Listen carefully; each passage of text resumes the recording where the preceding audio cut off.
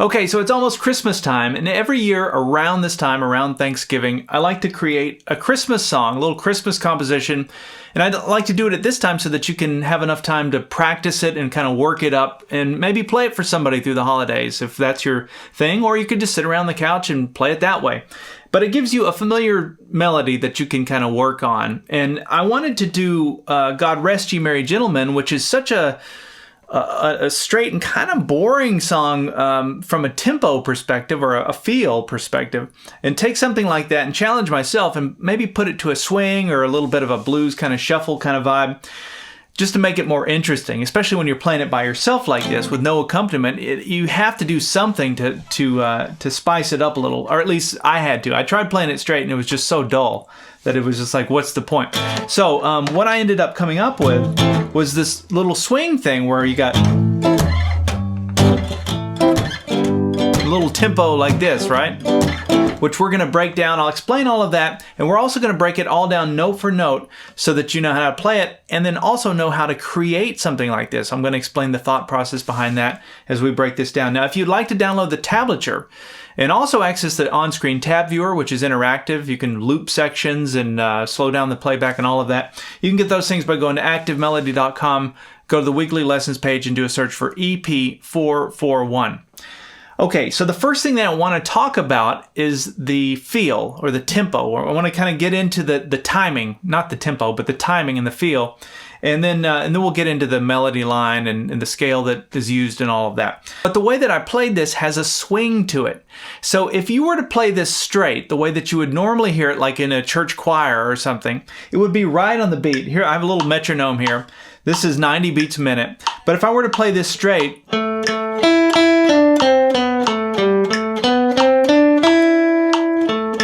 right on the beat, a bunch of eighth notes.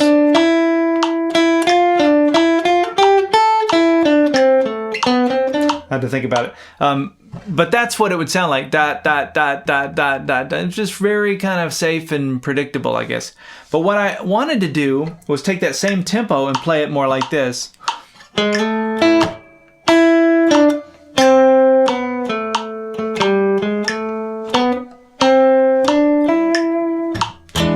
Right? Put a little bit of a swing to it. And so to demonstrate that, and the reason I got the metronome out is to show you that when I change the feel, if you change it from playing it straight to a swing, you're not changing the tempo. The tempo is exactly the same. You're just changing the way that it feels. And so instead of staying on the beat like 1 and 2 and 3 and 4 and dot, dot, dot, dot, dot. Right? Like this. You're going like this, 1 and 2 and 3 and 4 and 1 and 2 and 3 and 4. It's got a little bit of a stagger to it.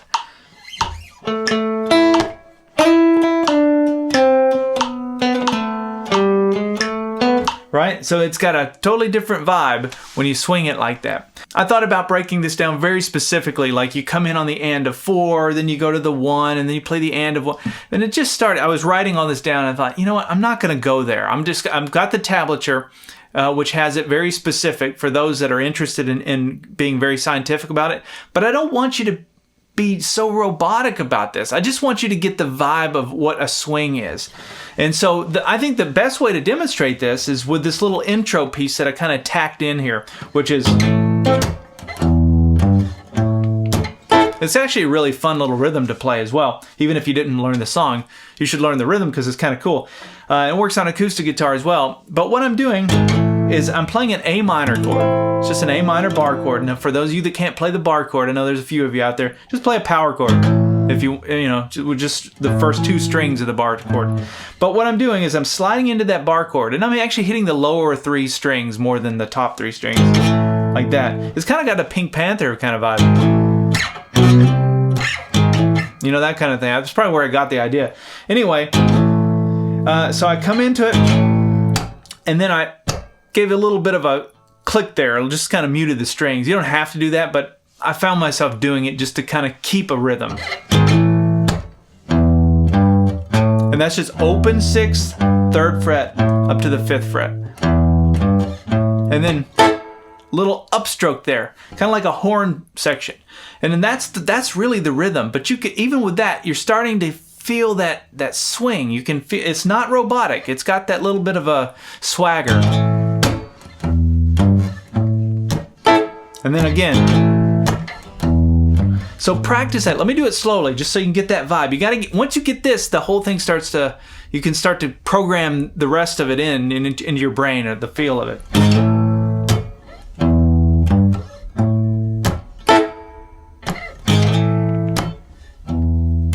Just practice it nice and slow. There's no rush for this. You can set the tempo. Okay, so that's the first thing we're going to talk about, is just the feel. And that was the intro to this. Then I played through that twice, and then I go right into it. But before I get into exactly how I played it there, let's talk about this melody. Where is that coming from? It's coming from the minor scale, the natural minor scale. So the natural minor scale, let me show you an easy way to think about this if you don't know the minor scale, or maybe you're vaguely familiar but you can't remember it. Just stick it back to your pentatonic scales. I know you know that. So let's go to pentatonic scale pattern 1, minor pentatonic scale for A. This is A minor pentatonic scale because we're playing this in A. I should have said that. A minor pentatonic scale. There's pattern 1. You know that, right? So what we're going to do, we're going to start in the middle here, the 7th fret 4th string, and then we're going to add this note, which is the 4th fret 3rd string, and then we'll go back into our pentatonic, and then we're going to come up to the 5th fret 2nd string, and then we're going to add this note, which is the 6th fret 2nd string. So now we have, and then let's keep going up. Right? So those are the two notes we're adding. By adding those two notes, we're converting our minor pentatonic scale into the minor scale. Now that's totally backwards from like a theory. Most theory people would say, why would you do that? Why would you start with a minor pentatonic and add? That seems counter. I do that because I know this audience, and I know a lot of you think the way I do. We love our pentatonics, and anything you can do to just sort of like start with a thing you know and love and are already familiar with, and just sort of tweak it a little bit, it makes it easier. So anyway, that's just another way to think about that minor scale. You could keep going, right? But it's those same two notes.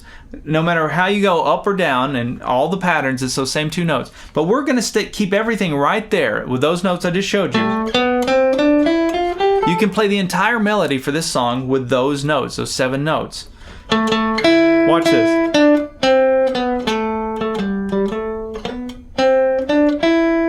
Right? And then you repeat.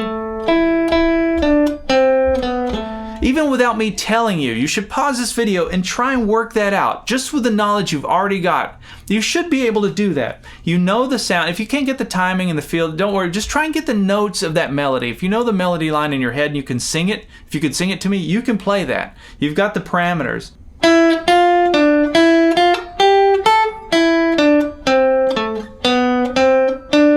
That's still the same scale. It's the natural minor scale.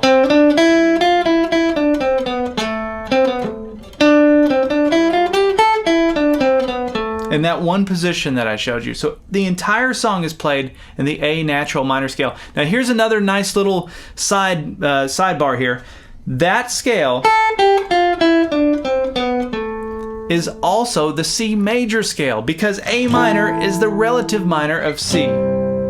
And I know some of you know what that is and some of you don't. If you don't know what it is, just skip it for now. But just know that what this scale is also the C major scale. Watch this. If I land on the C, oh, now it just changed the feel by me stopping on that note instead. Right? Now it sounds happy. It doesn't sound sad or minor at all. And it's the same notes, but we're just changing the note we start and stop on. That's what gives it the feel. If I started on that A, then it has a totally different vibe. Anyway, let's move on. So that's the scale we're using, and it's the swing feel to it. So now let's talk about how to put it together into a melody, taking the chords and putting them into the melody. So this song is in A minor, and the chords are, the first two chords we're going to work with are an A minor, which you can think of that as your minor 1 chord, And then it goes to the 5 chord, which is an E7 chord, dominant 7 chord. So you have your 1 to your minor 1 to your 5 and back to your minor 1. And that's all we have to worry about for now. Starting with the A minor, going to the E7, and then going back to the A minor. But what you need to know or be able to hear is that minor chord, it's 5 chord, and back to the minor chord. That relationship between a minor 1, a 5, and a minor 1. It's in Hotel California. Right? It's the same, like it starts off with that. Anyway, that's just something that you'll get over time. You'll start to hear these sounds and you'll know how to find them. I played it here, A minor here, and then an E7 here. Why did I not do it down here? Could have done it there. The reason I didn't is because I wanted the control that I have when I'm playing it in the middle of the neck, because there's no open string. Well, there actually are. There's a few spots. I think I hit that open 6th string in one spot, but for the most part, there's no open string. And what that allows me to do is, if I want to do a key change, I can easily slide up or slide down, and I can play it all over the neck, and I just have more control that way. It also helps with that swing. That's why I'm playing it down here as opposed to down in first position. Okay, so I start by sliding into that, and I'm playing strings 4 and 5, or maybe 4, 5, and 6, just those bottom strings. And then you come up to the 2nd string, which is all in that A minor chord. I'm making the A minor here. So I've got these 2 fingers down on the 7th fret, strings 5 and 4, and then I've got my bar on the 5th fret. So I'm sliding in, and then we go to the 5. That's the E7. So that's just your C chord. Make your C chord up here, and then add your pinky to the 7th fret, 4th string. And you're going to play those middle 4 strings, 5, 4, 3, and 2. So, and then play the 3rd string, which is in the chord there. And then you go back and hit your A minor chord again. So you have, and then back. This time you're going to want to stop on the 3rd string. And then watch this. That's that minor scale, that natural minor scale. There's that extra note we added to our minor pentatonic scale.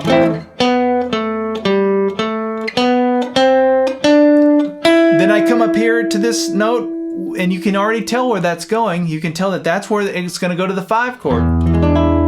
Right? So I hit that with my index finger, 5th fret, 2nd string. And that's where I did hit the open string, that open E, just to give it a little more boost, I guess. And then I make the chord, and then I repeat it. Now I realize if you were to look at a chord chart, they might chart it out like A minor, E7, A minor, and then F to an E. But I just skipped that F. I mean, I kind of heard it and I thought about working it in, but it seemed too chordy. And so I just wanted to play through the melody. And so I just did it that way. It's just a total taste thing. If you wanted to add in the F, you could do something like, I don't know. There's however you can work it in, or down here. Let's see. You can do it like that as well. Part of the reason, though, I said I played here was because I'm in the middle of the neck and I wanted that string control to be able to not let strings ring out. But another part is I just have to work around chord shapes. So I knew the 1st chord was an A minor, so I think I started down here looking at it.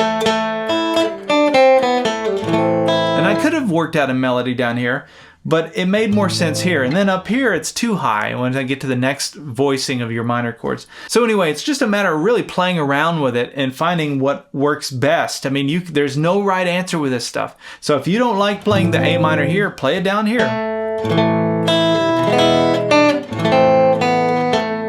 You can hear that would work as well, but you've got those open strings, and to me it was just it sounded too much like the traditional way I've heard it. And I wanted it to have that kind of jazzy, kind of bluesy thing.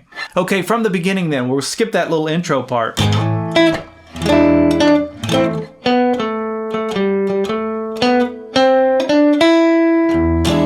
Right? Then we repeat that. Now this time I went just to give it a little embellishment, this is a little hammer on from the 4th fret to the 5th fret, a little hammer on 3rd string. And then my pinky comes down the 7th fret, 4th string here. But it's still the notes in that A minor scale. Oh, and that's another thing, is right here, I walked up chromatically. This is important. So instead of just sticking straight to the scale, you can use these chromatic notes, which are the notes in between the notes. You don't want to do it a lot, but a little bit, like if I'm going from here to here, it sounds good to fill it in. Right? So it's just a matter of taste. There's no right answer on it. Some people are super chromatic players, like Jerry Garcia comes to mind. He does it quite a bit, more than I would do it, but he does it and makes it work, and it gives him his sound. Okay, then we go to the next part, which is a D minor, and it goes to the C. So I'm just playing a D minor here using the A minor shape out of Cage. We're barring here on the 5th fret. These fingers are making up your A minor shape. So I play strings 5, 4, 3, and 2, and then come to the 3rd string, lift my middle finger, and then put it back down. That's creating that melody. And then I came up here and played a C major chord, but I lifted my pinky to make it a C7, a C dominant 7. The reason I lifted my pinky, not that the dominant 7 sounds better, it was just a convenient thing because I needed to go with a melody line. I needed my pinky to do that. So that doesn't sound right necessarily, but it works because it's happening so quick. So that's what I'm doing. I'm barring on the 8th fret, and then I've got my ring finger on the 10th fret 5th string and my middle finger on the 9th fret 3rd string. Playing strings 6, 5, 4, 3, and 2. Then on my pinky goes down. My pinky goes down on the 10th fret 2nd string. And then I play the 3rd string. So okay, so we have, and then that's a little transition. That would be like playing your E7 again, but I just played the middle 2 strings 4 and 3, out of the E7 chord. And then we come back to the A minor. That's walking up the same scale. And now it goes to a G major chord. That's just a G bar chord. So I went like this. And when I played it, I just played these 3 strings. Little triad right there. Think your bar chord, but play only strings 4, 3, and 2. And then I did a little hammer on there with my pinky to the 5th fret 3rd string, 3rd fret 2nd string, and then played a C chord here using the A shape out of Caged. So that's playing strings 5, 4, 3, and 2. And then work those notes out of the melody. Here's back to your E7. So play the E7 and then 3rd string, walk down the melody line, and then back to your A minor, playing the bottom 3 strings. And then watch this. There's your little tag. So it's the same notes that we introduced there to that minor pentatonic scale. So it's 5th fret 3rd string, 4th fret 3rd string, down to the 7th fret 4th string. Back to your G. And then to conclude it, I went a little harmonized 6 here, right out of the Chet Atkins playbook. Strings 4 and 2, where I'm picking the 4th string and I'm plucking the 2nd string with my ring finger. And then we're going to change the shape like this. So that's shape A, and then this will be shape B, we'll say. Or this will be shape 1, this is shape 2. So now I've got my ring finger on the 7th fret 4th string, middle finger on the 6th fret 2nd string. So we have, slide that up 2 frets, and then go back to shape 1, which would be on the 10th fret. So you have, and then watch this. Hear the difference? That's where it went back to the E7. Just think you're E7, but only play strings 4 and 2. And then walk it down, single strings, down the melody. And then you're all the way back to your A minor. And then that, go right back into that intro piece. So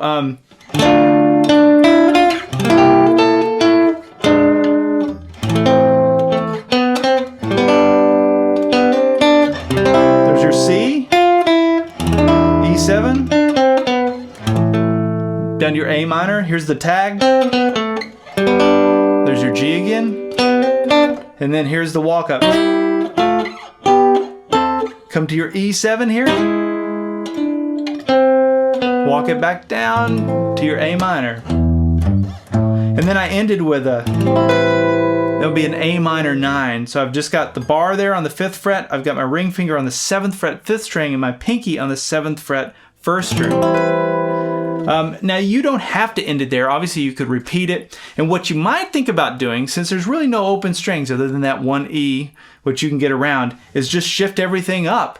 And I thought about doing this. So at the end of this, I would do something like this.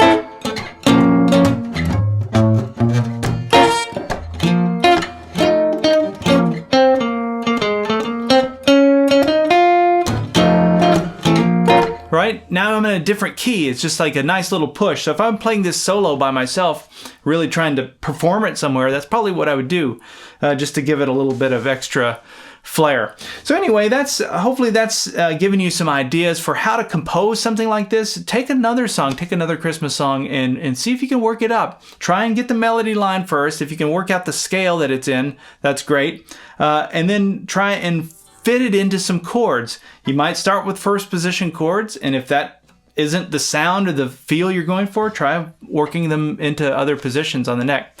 All right, so remember, if you're a premium member, you have access to the tablature and the on-screen tab viewer, and you can get those things. And if you're not a premium member, look into it. I've got 10 years worth of lessons like this, all in depth. And if you're not a premium member yet, look into it. I've got 10 years worth of lessons like this. Oh, and also check out the other Christmas lessons I have. If you go to activemelody.com, go to the weekly lessons page, and there's a category called Christmas guitar lessons. You can see all the other ones I've done through the years.